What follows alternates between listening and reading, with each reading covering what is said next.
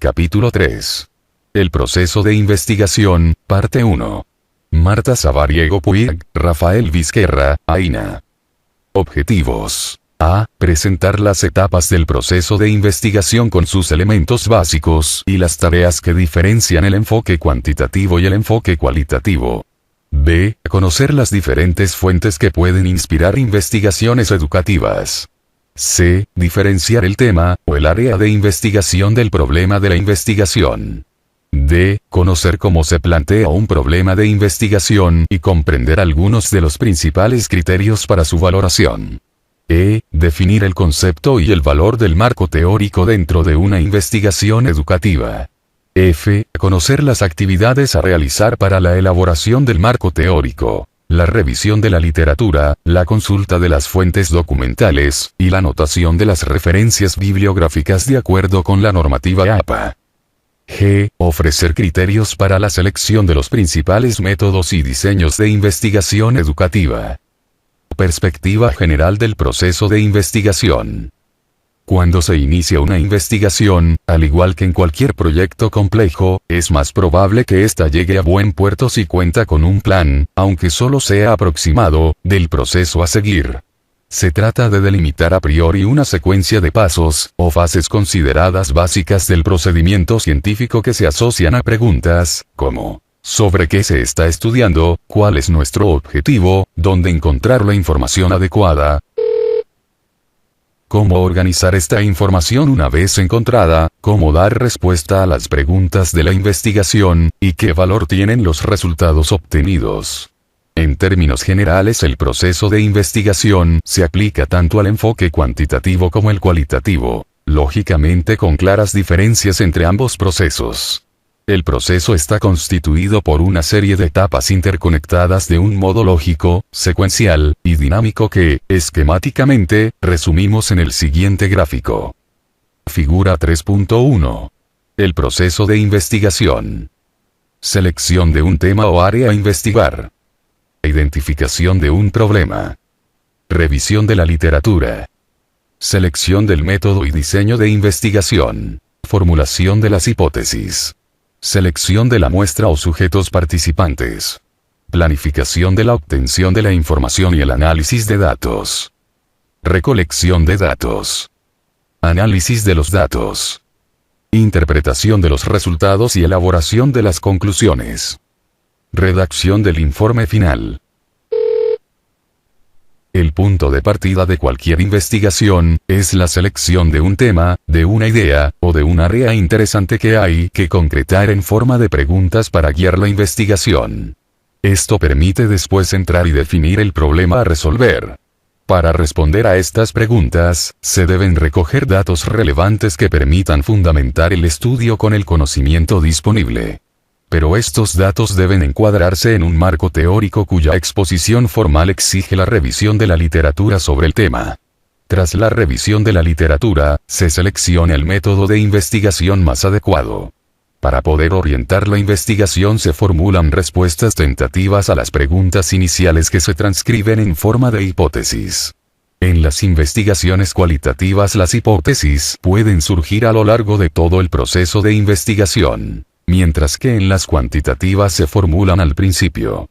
A fin de comprobar las hipótesis, se elabora el diseño de la investigación, que incluye la selección de la muestra o los sujetos participantes en el estudio, la planificación de la obtención y análisis de datos. Después se pasa a la recogida de datos, utilizando una o más técnicas. El análisis de datos es la fase subsiguiente y puede hacerse a través del análisis estadístico, o bien análisis cualitativo. Esto permite llegar a unas conclusiones. Finalmente se redacta el informe final, y se difunden los resultados.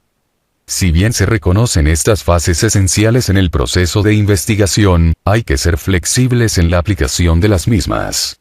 El proceso debe ser unitario y coherente, y por eso en la práctica se suele proceder en un ir hacia adelante y hacia atrás, pues en función de las nuevas aportaciones que van surgiendo a lo largo del proceso, resulta necesario redefinir los problemas, reformular las hipótesis y revisar el planteamiento inicial. El proceso de investigación puede ser un proceso iterativo e interactivo entre las diversas fases. Dado el carácter didáctico e introductorio de esta obra, en los apartados siguientes presentaremos y estudiaremos con más detalle cada una de las etapas presentadas. De los temas a los problemas. Interés por el tema. El punto de partida de toda investigación científica es el interés en un tema o en una área temática amplia. Bott y otros 2001, definen el tema, o la idea inicial de investigación como aquella cuestión, o asunto, que se va a estudiar con interés suficiente para sustentar investigaciones que contribuyan a hacer progresar la comprensión sobre el mismo. Existe una gran variedad de fuentes que pueden generar ideas de investigación. Por ejemplo, las experiencias individuales. Podemos tener un familiar con síndrome de Down, y, a partir de aquí, empezar a desarrollar este tema para efectuar un proyecto de investigación, materiales escritos, libros, revistas, periódicos, tesis cuyos resultados pueden generar ideas para investigar, materiales audiovisuales, Internet en su amplia gama de posibilidades, o cualquier noticiario televisivo que por ejemplo ofrezca sucesos de violencia doméstica, puede dar origen a investigaciones sobre el tema, conversaciones personales, observaciones de hechos, etc. A continuación, y a modo de ejemplo, sugerimos algunos temas, entre muchos otros posibles, para iniciar proyectos de investigación educativa. La selección del tema recomendamos que siempre responda al criterio de ser suficientemente atractivo, intrigante y alentador para el investigador. La influencia de los medios de comunicación en la adolescencia. Internet y sus posibilidades en la escuela. La integración escolar de alumnado con necesidades educativas especiales. El fracaso escolar en secundaria. El bilingüismo. La educación intercultural. Las drogas en la adolescencia. El desarrollo del currículum infantil desde el juego motriz. La adaptación de los niños en el jardín de infancia. El desarrollo profesional del docente. Educación emocional. Competencias básicas para la vida. Estrategias de aprendizaje. Orientación profesional. Delimitación del tema. Todos estos temas, así planteados, son demasiado vagos y requieren analizarse cuidadosamente para que se transformen en planteamientos más precisos, afinados y estructurados. A modo indicativo, Bott y otros 2001, sugieren que un tema probablemente es demasiado amplio si puede ser formulado en menos de 4 o 5 palabras. A partir de aquí, para continuar desarrollando la investigación, se trata de delimitar y restringir estos temas en cuestiones más concretas. Hay que precisar la idea inicial de investigación, familiarizándonos con el campo de conocimiento donde se ubican estos temas para encontrar posibles lagunas en el conocimiento, huecos, inconsistencias o interrogantes no resueltos que podrían transformarse en posibles preguntas de investigación. Y es que la tarea investigadora no solo proporciona información sobre un tema, sino que su propósito básico es ofrecer respuestas suficientemente significativas a preguntas que vale la pena hacerse para avanzar en el conocimiento y el desarrollo de este tema en concreto. Investigar significa analizar con detenimiento un problema delimitado y no examinar superficialmente un amplio campo de estudio. Con este propósito sugerimos empezar por preguntas estándar tipo ¿quién, qué, cuándo, cómo, y dónde?, en un razonamiento que incluye 2 etapas básicas, Bott y otros, 2001. 1.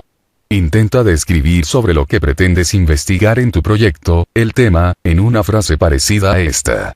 Estoy investigando sobre, estudiando, aprendiendo acerca de. 2.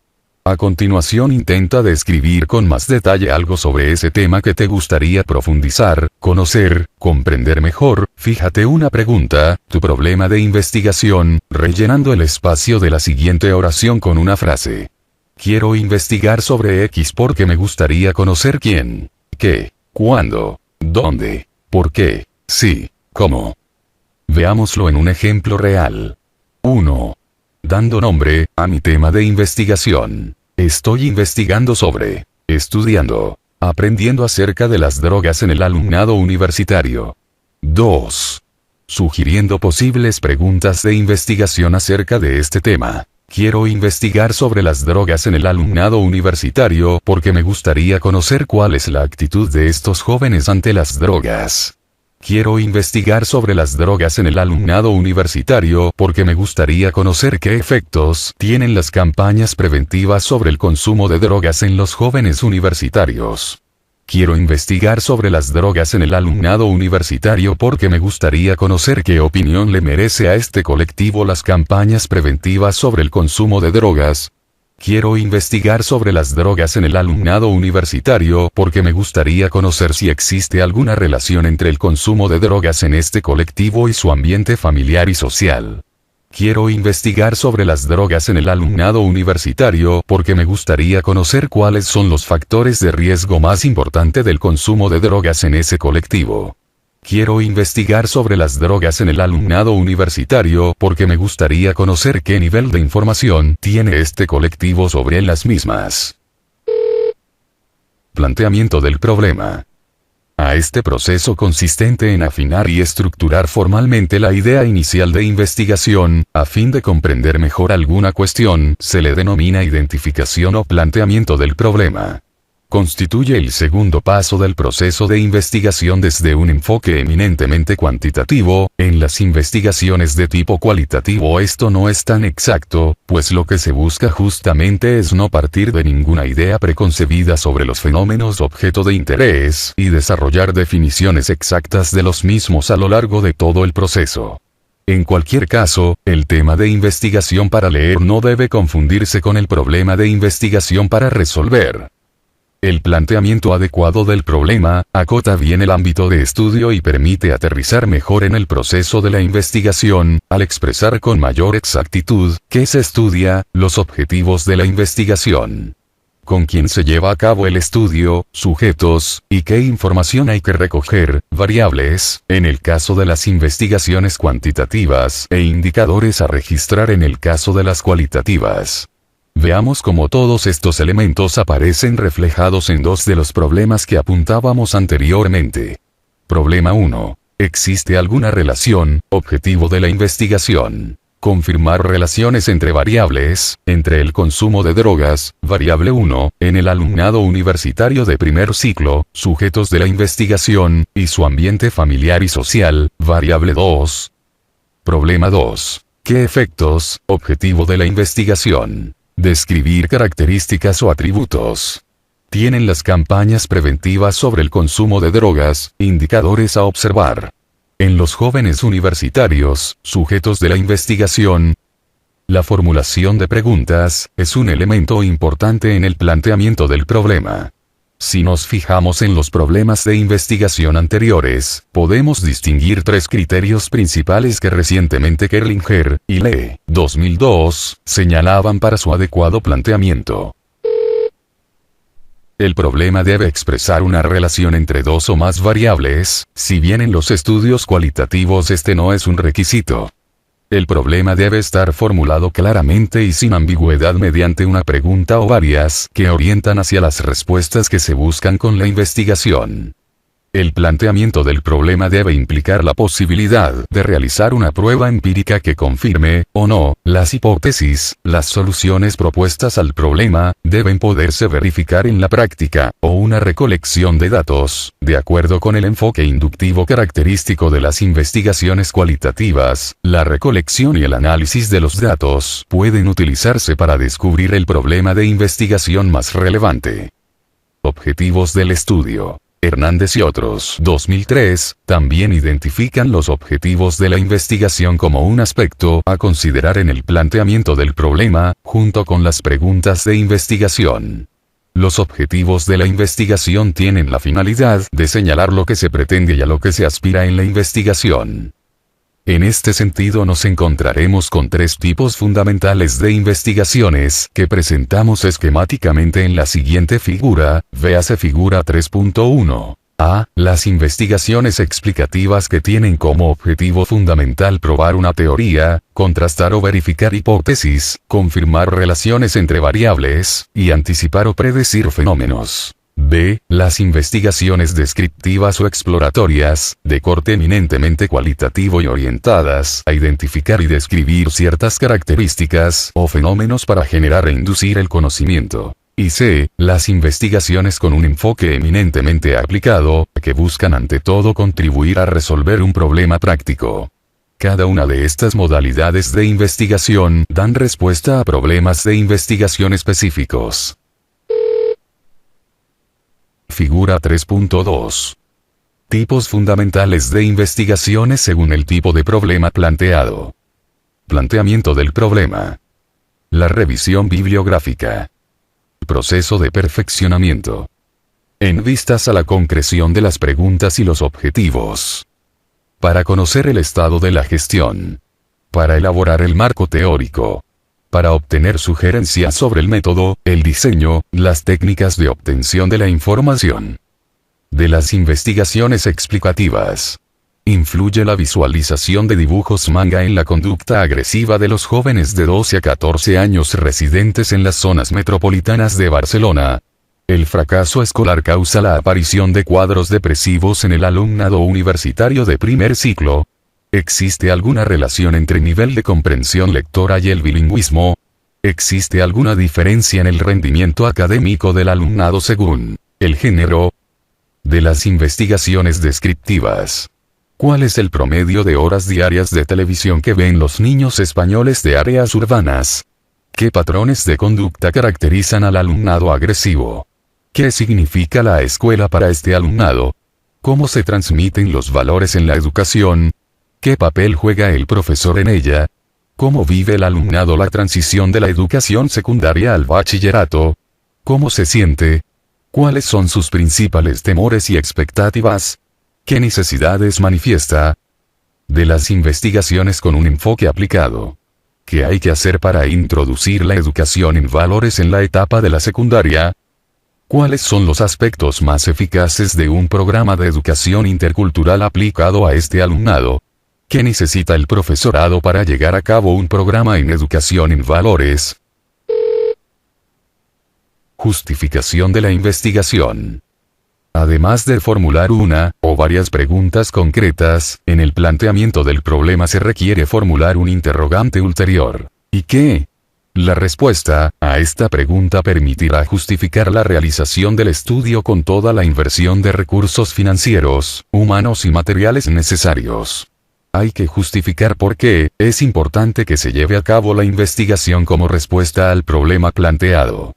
Se trata de un paso más, pero igualmente necesario, que permite calibrar tanto el valor del problema en sí mismo como el valor potencial de cualquier proyecto de investigación diseñado para darle respuesta. Algunos criterios para justificar una investigación son los siguientes: Hernández y otros, 2003. La relevancia social y sus implicaciones prácticas. El problema debe ser trascendente para la sociedad y por ello el investigador debería reflexionar sobre cuestiones como: ¿qué incidencia social tiene? ¿Cuál es su relevancia práctica? ¿Ayudará a resolver algún problema real? ¿Es actual? El valor teórico. Considerando el carácter acumulativo de la ciencia, es preferible seleccionar problemas que respondan a temas novedosos y repercutan en una actualización o adaptación de planteamientos iniciales, que sirvan para elaborar y desarrollar teorías y contribuyan a llenar vacíos en el conocimiento actual. La utilidad metodológica. Es preferible priorizar aquellas investigaciones que ayuden a crear nuevas técnicas de obtención de datos, que contribuyan a clarificar los conceptos y sistemas teóricos y que fomenten la complementariedad de enfoques metodológicos y la interdisciplinariedad a la hora de abordar el estudio de los fenómenos. El marco teórico. Una vez que se ha decidido el tema objeto de estudio y se han formulado unas preguntas que guíen la investigación, el paso siguiente consiste en realizar una revisión de la literatura sobre el tema. Esto supone buscar las fuentes documentales que permitan detectar, extraer y recopilar información de interés para construir el marco teórico pertinente al problema de investigación planteado. Cuando hablamos de construir el marco teórico, nos estamos refiriendo al análisis de teorías, investigaciones y antecedentes en general que se consideren válidos para el adecuado encuadre y fundamentación del estudio. Su necesidad y conveniencia en cualquier investigación, ya sea de corte cuantitativo o cualitativo, es indiscutible porque 1. Aporta el marco de referencia conceptual necesario para delimitar el problema, formular definiciones, fundamentar las hipótesis o las afirmaciones que más tarde tendrán que verificarse, e interpretar los resultados del estudio. 2. Ofrece una comprensión del estado de la cuestión, status questionis. Permite situar el estudio en una perspectiva histórica y evitar descubrir el Mediterráneo con replicaciones innecesarias. 3. Facilita indicaciones y sugerencias para realizar el estudio. Cómo enfocarlo, con qué método y, desde los posibles antecedentes, cuál puede ser la instrumentación más adecuada para recoger los datos, con qué sujetos y cómo analizarlos. 4. Aporta una estimación de las probabilidades de éxito, de la significación y de la utilidad de los resultados. Concretamente, en las investigaciones realizadas bajo un enfoque cuantitativo, la revisión de la literatura y la consiguiente elaboración del marco teórico adquiere un valor doble. Por un lado, permite generar una o más respuestas al problema de la investigación, planteadas en forma de hipótesis, a partir del análisis de las teorías existentes y, por el otro, nos ofrece pautas orientativas y sugerencias para el desarrollo de un estudio mejor y más completo. En cambio, desde el enfoque cualitativo, la revisión de la literatura ofrece puntos de referencia e información en clave de indicadores, aspectos y dimensiones más relevantes que hay que describir a lo largo del estudio para nuestro tema. Mientras que en el primer caso la revisión de la literatura orienta el rumbo de las etapas siguientes de la investigación, en este último básicamente sirve para enmarcar el área del problema estudiado. En cualquier caso, hay que tener en cuenta que una investigación puede presentar importantes deficiencias debido a que se ha pasado por alto el desarrollo del marco teórico o bien se ha realizado muy superficialmente. Esto queda en evidencia en el siguiente ejemplo de una investigación sin sentido por no contar con un marco teórico de referencia. Somos un equipo de etnógrafos y estamos interesados en identificar el modelo de educación multicultural que se da en una clase de quinto de primaria. Queremos recoger datos sobre cómo el alumnado inmigrante aprende la lengua autóctona del centro y cuál es la intervención educativa que se le brinda para compensar sus déficits cognitivos y culturales a través de múltiples medidas de atención a la diversidad, actuaciones de apoyo a la escolarización como las adaptaciones curriculares y la intervención de servicios externos como el programa de educación compensatoria o los equipos de orientación psicopedagógica. Al revisar la literatura sobre la educación multicultural, nos daríamos cuenta de que este estudio no está bien fundamentado y carece de sentido, pues los indicadores que se han planteado para observar responden claramente a un solo modelo, el compensatorio, de los muchos existentes para caracterizar la educación en un contexto multicultural.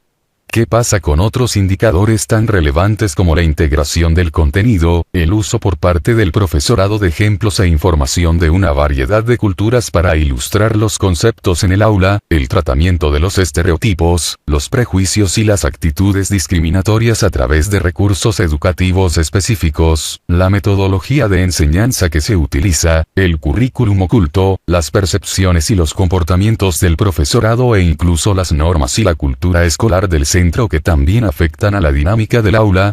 La educación multicultural es un concepto mucho más amplio y comprensivo, y para su diagnóstico hay que considerar muchas dimensiones. La revisión de la literatura y la elaboración del marco teórico evita cometer errores de este tipo. La elaboración del marco teórico exige la revisión de la literatura correspondiente, que consiste en detectar, obtener y consultar la bibliografía y otros materiales, los documentos, que contienen información relevante y necesaria relacionada con nuestro problema de investigación. Un buen marco teórico no surge solo de reunir información, sino sobre todo de tratar con detenimiento aquellos datos bibliográficos centrados en los aspectos más relacionados con el problema y de integrarlos de un modo lógico y coherente. Por lo tanto, la revisión de la literatura debe ser selectiva, sin divagar en otros temas ajenos al estudio, y en investigación educativa nos llevaría a centrarnos en la denominada documentación educativa, que incluye una gran diversidad de materiales o documentos bibliográficos, libros, revistas, artículos, memorias, conferencias, iconográficos, fotografías, esquemas, mapas, material audiovisual, informáticos, programas informáticos, información con soporte informático, foros y páginas de Internet, y comunicacionales, prensa, programas de televisión, radio. Dada su complejidad, podemos afirmar que la revisión de la literatura es un proceso que exige distintas habilidades a lo largo de 3 etapas básicas. A. Búsqueda y detección de la literatura. B. Obtención de la literatura. Y C. Consulta de la literatura. Veámoslas con más detalle. 1. La detección de la bibliografía o los documentos a través de diferentes fuentes de información. Danke, 1989, distingue 3 tipos básicos de fuentes de información. A. Las fuentes primarias. Son los documentos sobre los que se escribe directamente y proporcionan datos de primera mano. Son las que sistematizan y profundizan más en el tema. Ahora mismo, para redactar estas palabras nosotros hemos consultado el capítulo del libro de Danke y, por lo tanto, esta es la fuente primaria que hemos utilizado. Ejemplos de fuentes primarias son libros específicos, artículos de revistas especializadas, monografías, ponencias, tesis doctorales, trabajos presentados en congresos, capítulos de libro, documentos oficiales, artículos de prensa, películas, documentales, foros y páginas en Internet, etc. La vía más directa para obtener estas fuentes primarias es su consulta en las bibliotecas y los centros de documentación. Actualmente, la mayoría de las bibliotecas universitarias cuentan con catálogos documentales que se pueden consultar vía fichero o en terminales de ordenador para localizar las fuentes primarias y consultar los fondos disponibles. Por ejemplo, en la Universidad de Barcelona existe el llamado Catàleg d'Autoritats. Puede consultarse en http://eclipsi.vid.es/tag/tag.htm, que facilita la consulta a todos los documentos posteriores a 1820, catalogados y disponibles en la biblioteca de la Universidad de Barcelona, e incluso en otras bibliotecas de distintas universidades u otras instituciones. Este es el caso del Catálogo Colectivo de las Universidades de Cataluña, CCUC, a cargo del Consorcio de Bibliotecas Universitarias de Cataluña, CBUC, que puede consultarse en http://www.cuc.es/cuc/ y que da acceso a más de 3 millones de documentos físicos conservados en más de 100 bibliotecas. Otros ejemplos son los catálogos colectivos informatizados de la red de bibliotecas del CSJC, véase en http://sauco. xic.es, 4505/Alep, y el Catálogo Colectivo de Red de Bibliotecas Universitarias Españolas. Review. Para más información sobre catálogos colectivos y bibliotecas de todo el mundo, interesantes para obtener recursos en investigación educativa, recomendamos consultar la siguiente página web del Área de Estudios e Investigación del CIDE. Centro de Investigación y Documentación Educativa, dependiente del Ministerio de Educación, Cultura y Deporte. http://www.mec.es/investigación/recursos/catalog/index.htm. El desarrollo tecnológico también ha facilitado la aparición de varios recursos electrónicos que permiten tener acceso a fuentes primarias accesibles por vía Internet, como es el caso de los artículos completos de revistas electrónicas especializadas. Algunas de las más importantes en investigación educativa son Euresis, Revista Electrónica de Investigación Curricular y Educativa; Redie, Revista Electrónica de Investigación Educativa; y Relieve, Revista Electrónica de Investigación y Evaluación Educativa. La identificación de la literatura interesante para elaborar el marco teórico puede iniciarse acudiendo directamente a las fuentes primarias, pero ello exige tener un buen dominio del área temática en cuestión. Cuando no es así, en las primeras etapas de la investigación las fuentes secundarias y terciarias pueden resultarnos muy útiles, si bien constituyen una base demasiado débil porque frecuentemente simplifican y generalizan excesivamente. Dado que su uso debe hacerse con enfoque a fin de encontrar las referencias primarias más relevantes para nuestra investigación, también es muy recomendable consultar a uno o varios expertos como fuente bibliográfica que orienten esta primera búsqueda de la literatura pertinente e incluso que actúen de fuentes primarias, aportándonos información directa. B. Las fuentes secundarias son las que procesan información de primera mano. Ejemplos en texto escrito son libros, monografías, enciclopedias, manuales, handbooks, etc. Siguiendo con el libro de Danke, esta obra que ahora mismo el lector tiene en sus manos es su fuente secundaria. Menciona y comenta brevemente la disertación del autor. Si el lector no consulta la fuente primaria, el documento original de Danke referenciado en la bibliografía, solo obtendrá la información del mismo a través de la que aquí aparece. La consulta de fuentes secundarias se aconseja en la etapa inicial de la revisión bibliográfica porque nos permite una visión más global y rápida del tema. Al mismo tiempo proporciona las referencias de las fuentes primarias. Con el avance y la globalización del conocimiento, se ha propiciado la aparición de importantes fuentes secundarias. Sumarios electrónicos, índices de revistas especializadas, que se pueden recibir vía correo electrónico y agrupan referencias directas como son los artículos sobre temas específicos. Las bases de datos, que se pueden definir como conjuntos de información almacenada que permiten acceder a referencias de documentos bibliográficos, como artículos, libros, proyectos de investigación y documentación en general, abstracts, resúmenes de artículos en revistas especializadas, etc. Actualmente, las bases de datos son una de las fuentes de información más utilizadas por su rapidez y eficacia. Suelen incorporar los denominados thesaurus, que facilitan la localización de las referencias de interés. Los thesaurus son unos instrumentos de control de la terminología que hay que utilizar para navegar en las bases de datos. Consisten en unos listados ordenados de descriptores o palabras clave, que son esenciales en la búsqueda de los registros de las bases de datos.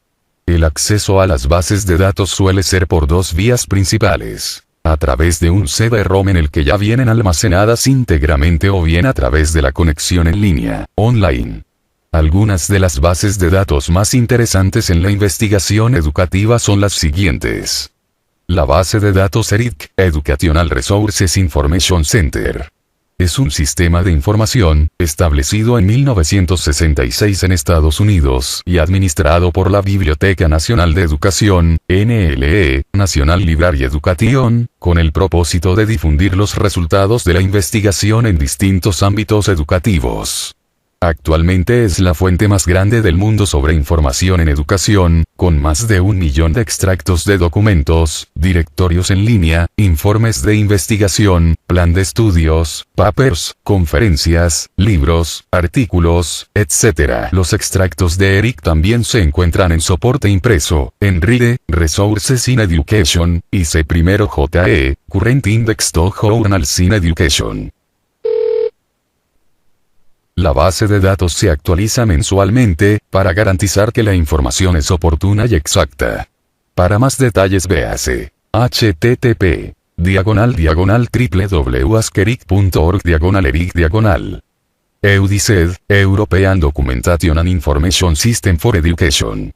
Es un sistema de documentación e información europeo para la educación creado por el Consejo de Europa y la Biblioteca di Documentazione Pedagogica, Firenze, Italia, que contiene proyectos en curso y ya finalizados sobre investigación y desarrollo educativos europeos. A través del EUDICED Multilingual Thesaurus, véase en http://www.bdp.id/europa/europa/eudicedindex.htm, se puede obtener información sobre el progreso de proyectos de investigación, así como su finalización. Base de datos de la Comisión Europea CORDIS, Community Research and Development Information Service, que se podría traducir por Servicio de Información Comunitario sobre Investigación y Desarrollo. Para detalles véase en http://www.cordis.lu/home.html. Ofrece registros de información y documentación científica en 10 bases de datos sobre a. Noticias. Información diaria sobre aspectos claves de la I+D, investigación y desarrollo, en la Unión Europea tales como convocatorias de propuestas, actividades de los diferentes programas, novedades en las políticas, documentos sobre las políticas comunitarias, programas de trabajo, resultados de los proyectos, normas generales para la participación en los programas, etc. B. Proyectos. Información detallada sobre proyectos concretos de investigación desarrollados dentro de los programas de la Unión Europea. C. Resultados. Resultados utilizables y prototipos para la innovación. Lista de los puntos de contacto oficiales donde se puede obtener información, consejos y asistencia sobre temas de investigación y desarrollo en la Unión Europea. D. Programas. Información sobre las iniciativas y programas de investigación de la Unión Europea.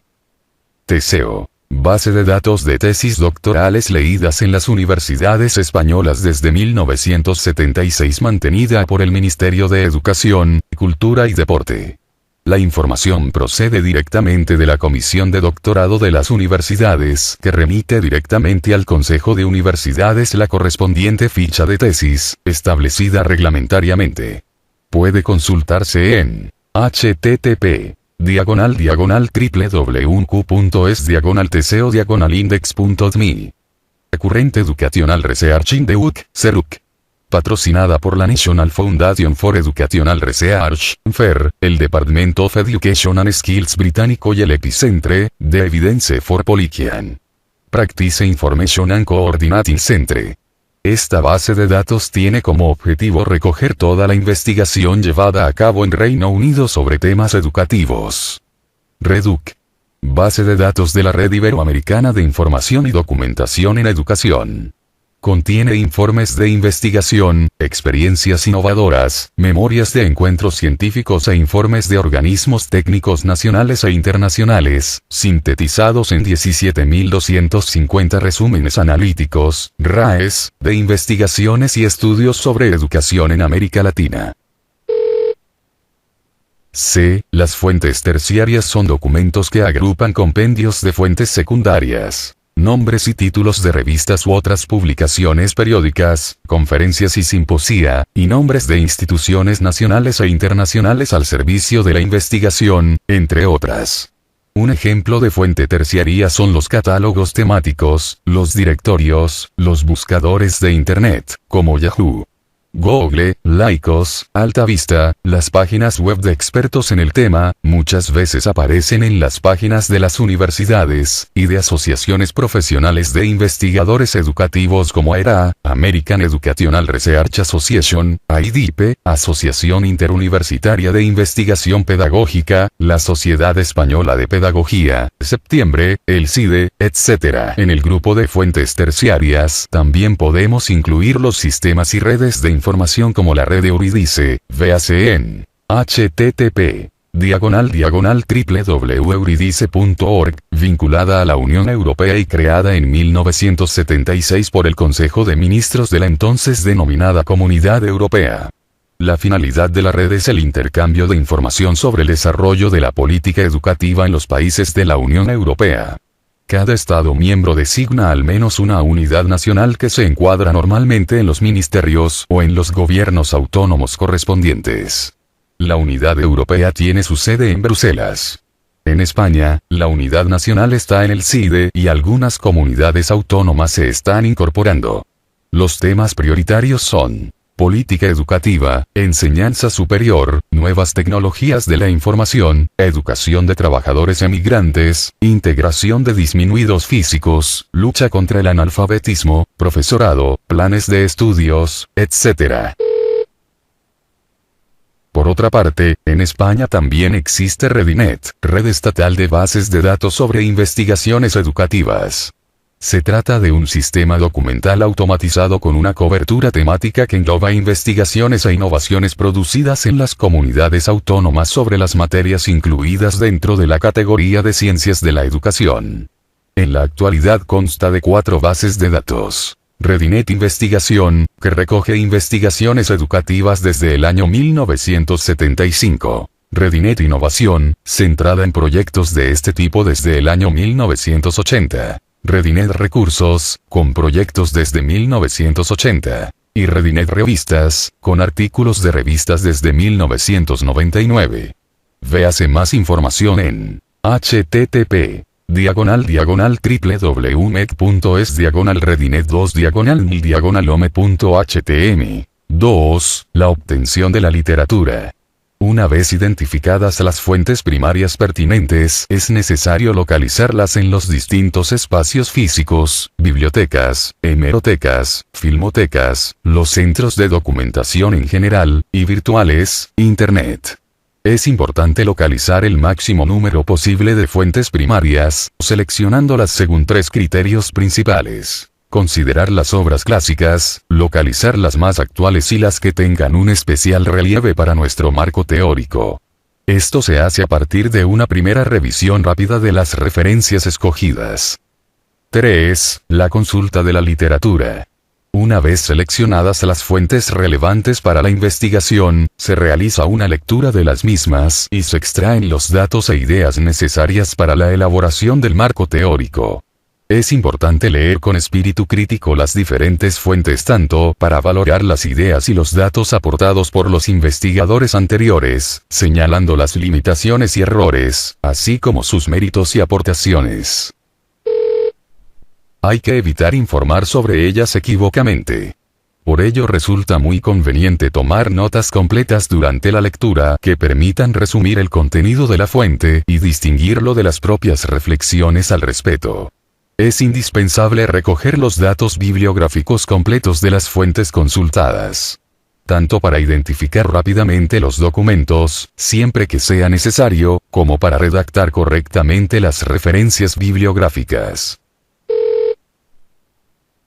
Referencias bibliográficas. Normativa APA. Existen diversas normativas bibliográficas. Una de las más reconocidas y aceptadas en el ámbito internacional es la normativa APA, American Psychological Association. Por esto recomendamos seguirla en el redactado del informe final y, en particular, en la transcripción de la bibliografía. A fin de dejar clara esta normativa, en las páginas siguientes se presenta un resumen de la misma. Libros. A. Debe aparecer apellido del autor, inicial diagonales del nombre, fecha entre paréntesis del año de edición, título en letra cursiva, lugar de edición, editorial.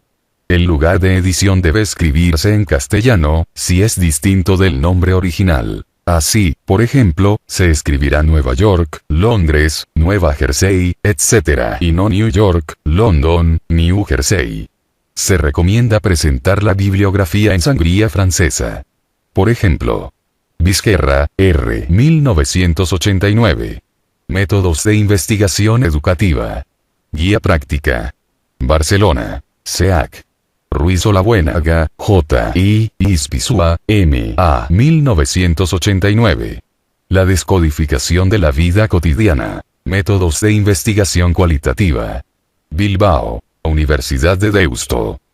B. Cuando el lugar de edición no es una capital conocida, es apropiado citar el estado. Por ejemplo, Agar, M.H. 1986. Speaking of ethnography. Beverly Hills, California, Sage. Stevens. J.P. 1987. Applied Multivariate Statistics for Social Sciences. Hillsdale, New Jersey. Lawrence Rollbaum Associates Limited. C. El estado se puede abreviar con las 2 primeras letras.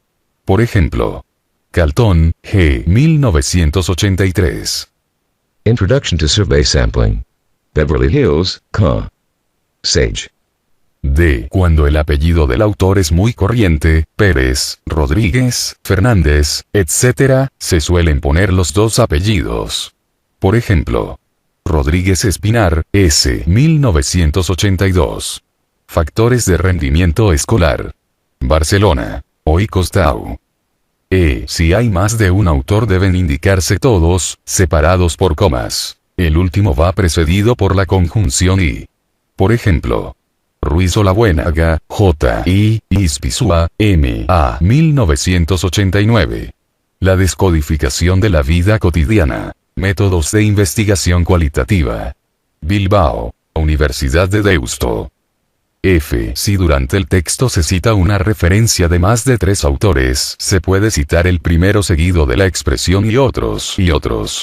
Por ejemplo, como señalan Bartolomé y otros 1997, pero en la transcripción de la referencia en la bibliografía hay que poner todos los autores. Bartolomé, M. Cabrera, R. del Campo, J. Espín, J.B. Marín, Ma. Rodríguez, M. y Sandín, M.P. 1997. Diagnóstico a la Escuela Multicultural. Barcelona. CEDEX. A veces el autor es un organismo o institución. Por ejemplo, SPSS Ins. 1988. SPSSX. User's Guide. Chicago. SPSS Incorporated. Cuando se trata de obras clásicas, de las cuales se ha consultado una versión reciente, pero interesa especificar el año de edición de la versión original, se puede hacer entre paréntesis después de la referencia consultada. Por ejemplo, Bacon, F. 1949. Novum Organum. Buenos Aires. Losada. Versión original 1620. Y cuando se ha consultado un original en lengua extranjera, del cual se sabe que existe versión en la lengua propia, deberá indicarse al final entre paréntesis el título, ciudad de edición y año de la traducción. Por ejemplo, Bandura, A. 1977. Social Learning Theory. Englewood Cliffs, N.J. Prentice Hall. Versión castellana. Teoría del aprendizaje social. Madrid. Espasa Calpe, 1982. Cuando se consulta una traducción puede indicarse la versión original de la forma siguiente. Grites, Jo. 1974. Psicología vocacional. Buenos Aires. PAI 2. Versión original en inglés. Vocational Psychology. Nueva York. McGraw-Hill, 1969. Cuando existen varias ediciones diferentes se especifica entre paréntesis después del título. Por ejemplo, Harris, C.W. 1960. Encyclopedia of Educational Research, 3, ed. Nueva York, Macmillan. Si una obra no ha sido todavía publicada, pero se conoce su pronta publicación, se escribe en lugar de la fecha la expresión en prensa. Por ejemplo, Sandín, M.P. en prensa. Investigación cualitativa en educación. Fundamentos y tradiciones. Madrid, McGraw-Hill. Si son varios volúmenes los que componen la publicación, los cuales han sido editados en varios años, estos se escriben separados por un guión. Por ejemplo, Amon, J. 1982-1985. Estadística para psicólogos. 2 tomos. Madrid. Pirámide. Cuando son compilaciones, readings, se especificará después del nombre del compilador, editor o director. Por ejemplo, Ayer, A. Comp. 1978. El positivismo lógico. México. Fondo de Cultura Económica. Mateo, J. y Vidal, M.C. Cord. 1997. Enfocaments, métodes y ámbits de la investigado psicopedagógica. Barcelona. Universitat Oberta de Cataluña. Cuando se cita un capítulo de un libro que es una compilación, reading, se cita en primer lugar el autor del capítulo y el título del mismo, en letra normal. Seguidamente las iniciales y el nombre del compilador, editor o director. Obsérvese que en este caso no se escribe primero el apellido y después las iniciales, ya que su justificación es de cara a la ordenación alfabética de autores. Seguido del título, las páginas del capítulo entre paréntesis, lugar de edición y editorial, igual que en la referencia de cualquier libro. Por ejemplo, Bartolomé, M. 1978. Estudios de las variables en la investigación en educación. En J. Arnau, director. Métodos de investigación en las ciencias humanas, pp. 103, 138. Barcelona, Omega. Artículos de revistas. En este caso lo que va subrayado o en letra cursiva es el nombre de la revista. Se debe especificar el volumen de la revista, en cursiva, y las páginas que ocupa el artículo separadas por un guión. Junto al volumen, solamente se indicará, entre paréntesis, el número del ejemplar cuando la paginación de cada uno de los ejemplares comienza por la página 1. Si la paginación del volumen se mantiene a través de los ejemplares que lo componen, no hay que indicar el número del ejemplar. Por ejemplo, Mateo, L. 1985. Metaanálisis correlacional sobre estudios de rendimiento escolar en España. Revista de Investigación Educativa, RIE, 3, 6, 236, 251. Órdenos, A. de la, 1981. La perspectiva experimental en pedagogía. Revista Española de Pedagogía, 153, 99, 111.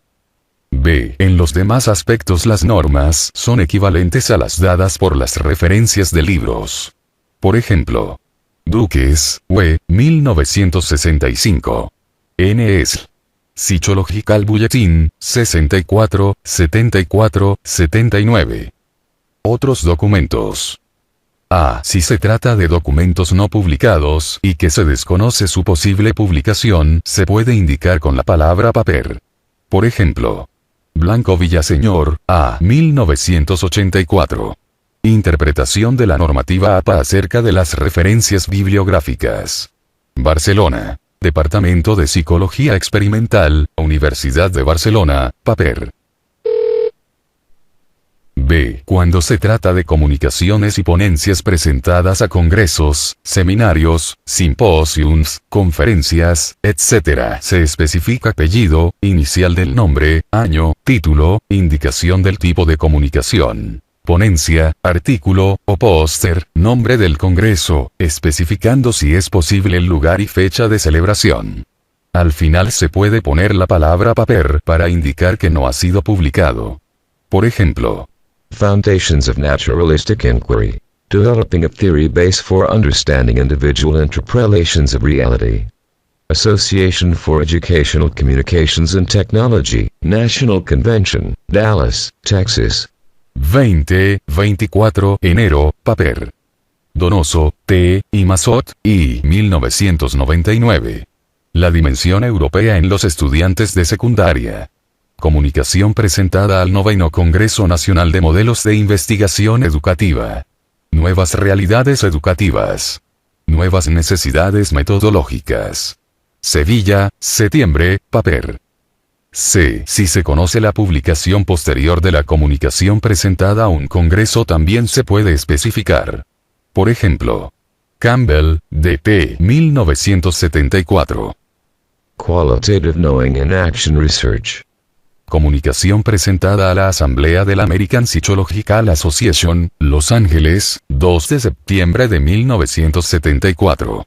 Reproducido en M. Brenner, P. Marchemi Brenner, eds. 1978. The Social Context of Method. Nueva York, St. Martins. D. Los documentos en soporte informático, audio, video, material gráfico o de cualquier otro tipo deben referenciarse siguiendo las normas básicas, con indicación precisa del tipo de documento de que se trata entre corchetes y su ubicación o lugar de consulta. Por ejemplo, Forner, A. 1991. Sistemas de acceso a la información. Video. Biblioteca de Ciencias de la Educación, Universidad de Barcelona. Si se trata de un artículo de revista en Nuevo Internet, se escribe de la siguiente manera: autor, año. Título del artículo. Nombre de la publicación. En línea. Disponible en. Especificar dirección electrónica, archivo, página web, consulta. Día que se hizo la consulta. Por ejemplo. García Bajos, y Migueles, M. 1999. Memoria de testigos en una situación emocional vs neutra. Psicológica, 20, 91, 102. En línea. Disponible en http://www.es/psicológica/subjectmemory.html Anchora 08 consulta. 14 mayo 1998. Schmelkes, S. 2001. La combinación de estrategias cuantitativas y cualitativas en la investigación educativa. Reflexiones a partir de 3 estudios. Revista electrónica de investigación educativa, 3, 2. Disponible en http://redie.ens.uac.mx/vol3no2 contenido schmelkes.html. Consulta. 15 de mayo 2003. Si se trata de una página web, se escribe el nombre de la página, dirección electrónica completa, seguido de la fecha en que se hizo la consulta. Esto es debido a que las webs se actualizan constantemente y a veces desaparecen. Por ejemplo, http://www.es/biblio/citae.htm consulta. 30 de mayo 2001. Orden alfabético. Las referencias bibliográficas deben presentarse ordenadas alfabéticamente por el nombre del autor, o primer autor en caso de que sean varios. B. Si un autor tiene varias obras, se ordenarán por orden de aparición. Por ejemplo, Delancey, G. 1982. La investigación experimental en educación. París. UNESCO. Delancey, G. 1985. Diccionario de la Evaluación J. de la Investigación Educativas. Barcelona. Hoy Costau. Delancey, G. 1986. La Recherche en Education dans le monde.